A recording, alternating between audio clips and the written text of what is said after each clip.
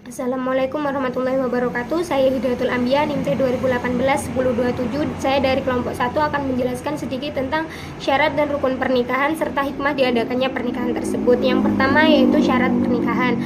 Syarat adalah sesuatu yang mesti ada yang menentukan sah atau tidaknya suatu pekerjaan atau ibadah, tapi sesuatu tersebut itu tidak termasuk dalam rangkaian pekerjaan. Nah, syarat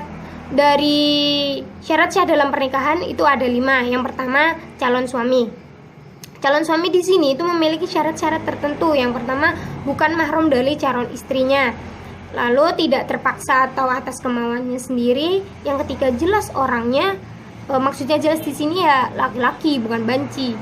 Yang keempat, tidak sedang ihram haji. Syarat yang kedua yaitu adanya calon istri. Calon istri pun memiliki syarat-syarat tertentu. Yang pertama, tidak bersuami. Yang kedua, bukan mahram dari calon suaminya. Yang ketiga, tidak dalam masa iddah. Yang keempat, merdeka. Merdeka di sini diartikan sebagai atas kemauannya sendiri, tidak adanya paksaan. Lalu 5, jelas orangnya. 6, tidak sedang ihram haji. Syarat yang ketiga yaitu wali. Untuk menjadi seorang wali dalam pernikahan itu juga memiliki syarat-syarat tertentu. Yang pertama, harus laki-laki. Yang kedua, dewasa. Yang ketiga, waras akalnya. Yang keempat, adil. Yang keenam, tidak sedang dalam ihram haji. Syarat yang keempat yaitu ijab dan qabul. Ijab adalah sesuatu yang diucapkan oleh wali, sedangkan qabul itu sesuatu yang diucapkan oleh mempelai pria atau wakilnya yang disaksikan oleh 2 orang saksi.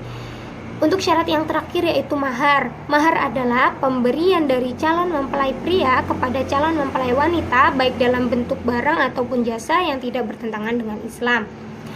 Yang kedua yaitu rukun pernikahan. Rukun adalah sesuatu yang harus ada untuk menentukan sah atau tidaknya suatu pekerjaan atau ibadah tersebut, namun sesuatu itu termasuk dalam rangkaian pekerjaan tersebut. Adapun rukun dalam pernikahan menurut jumhur ulama itu ada 4. Yang pertama, adanya calon suami dan istri yang akan melakukan pekerjaan. Yang kedua, adanya wali dari pihak calon pengantin wanita. Akad nikah itu akan dianggap sah apabila ada seorang wali atau wakilnya yang akan menikahkan si calon perempuan tersebut. Yang ketiga yaitu adanya 2 orang saksi. 2 orang ya. Yang keempat, sigot akad nikah, yaitu ijab qabul yang diucapkan oleh wali atau wakilnya dari pihak wanita dan dijawab oleh calon pengantin laki-laki. Akad itu dimulai dengan ijab dan dilanjutkan dengan qabul. Ijab berarti penyerahan dari pihak pertama dan qabul adalah penerimaan dari pihak kedua. Lalu hikmah pernikahan. Anjuran menikah itu telah dilangsungkan oleh Allah dan Rasul-Nya. Hikmah dibalik pernikahan itu sangat banyak sekali.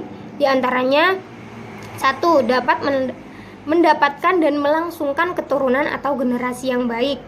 Yang kedua, dapat memenuhi hajat manusia untuk menyalurkan syahwatnya dan menumpahkan kasih sayangnya.